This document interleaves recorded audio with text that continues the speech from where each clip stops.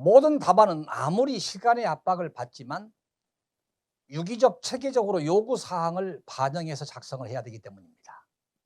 그래서 미리서 프레임을 구상하고 가는 것이 효과적이다.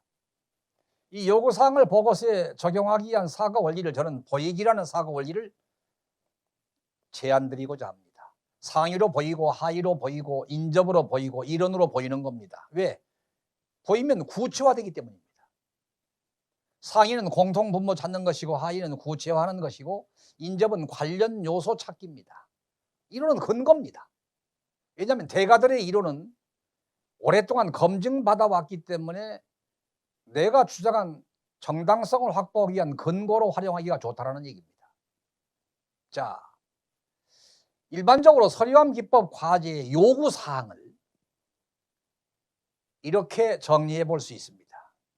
첫째, 업무 재조정을 요구하는 요구사항이 있을 수 있습니다. 두 번째, 보도자료를 작성하도록 요구하는 과제도 있습니다. 세 번째, 홍보 방안을 작성하도록 요구하는 과제도 있습니다. 그리고 이해관계들의 입장을 파악하고 조정안을 작성하도록 요구하는 과제도 있습니다. 또는 팀원, 내부 저항 세력과 외부 기관을 설득하는 메일을 작성하는 요구사항도 있습니다. 또는 진행 절차를 수정하라는 요구사항도 있습니다. 더불어서 세부 실행 계획서를 작성하라는 요구사항도 있습니다. 사업 계획안을 작성하라는 요구사항도 있습니다. 물론 서류함 기법이라는 하나의 과제에는 3개에서 4가지의 요구사항이 있습니다. 그리고 사업 계획안을 수정하라고 요구하는 과제도 있을 수 있습니다.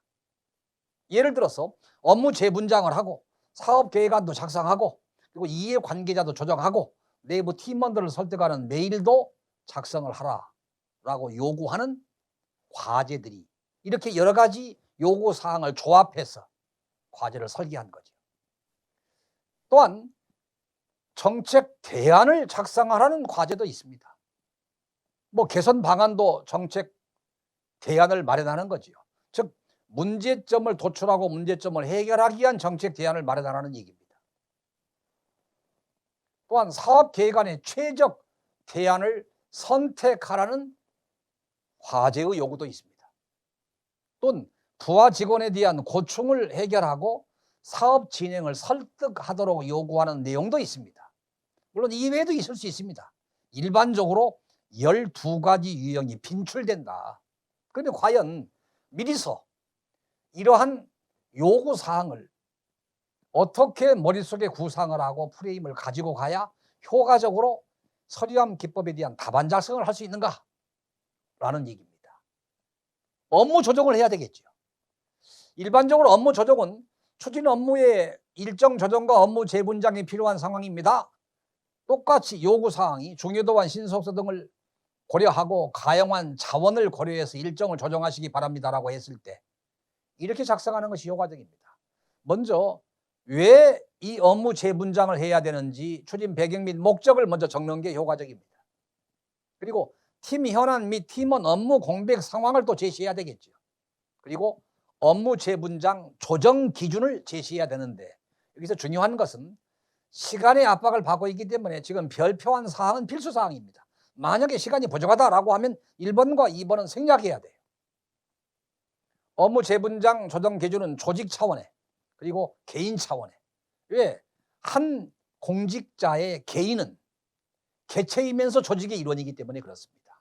그리고 기타 고려사항도 있겠죠. 계속해서 보겠습니다. 업무 담당자 교체 시 고려사항 그러면 업무 내외로 나누어서 업무 담당자 교체 시 고려사항도 작성할 수 있습니다. 그러나 필수사항은 아닙니다. 그리고 업무 재분장 조정은 업무 담당자가 기존에는 무슨 업무를 담당했는데 즉 당초 담당한 업무와 이후에 조정된 업무 담당을 함께 작성하고 그 이유를 제시를 해야 됩니다. 이게 가장 핵심이죠. 그런데 정답은 없습니다. 왜냐하면 다 개인마다 장단점이 있기 때문에. 그리고 업무 조정 및 교체에 따른 팀원 고충 처리 방안도 작성할 수 있습니다.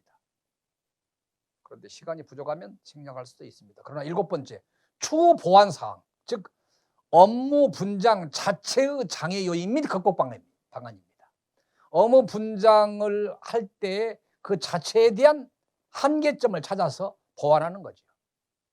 그리고 변화 촉진 및 지속 관리 방안, 이것은 분장된 업무를 수행하면서 일어날 수 있는 일을 지속적으로 관리한다는 것입니다. 업무도 공유하고 지속적으로 소통 협력을 하고 성과 보상 계획도 마련하겠다는 것입니다. 그러므로 일반적으로 우리가 추후 보완 사항과 변화 촉진 및 지속 관리 방안의 차이는, 추후 보완 사항은 업무 재조정을 한 뒤에 후속 조치고, 그러면서 나타나는 장애 요인과 극복 방안을 쓰는 것이고, 변화 촉진 및 지속 관리 방안은 분장된 업무를 기반으로 업무를 수행하면서 일어날 수 있는 향후 조치 사항입니다. 따라서 7번은 필수 사항입니다.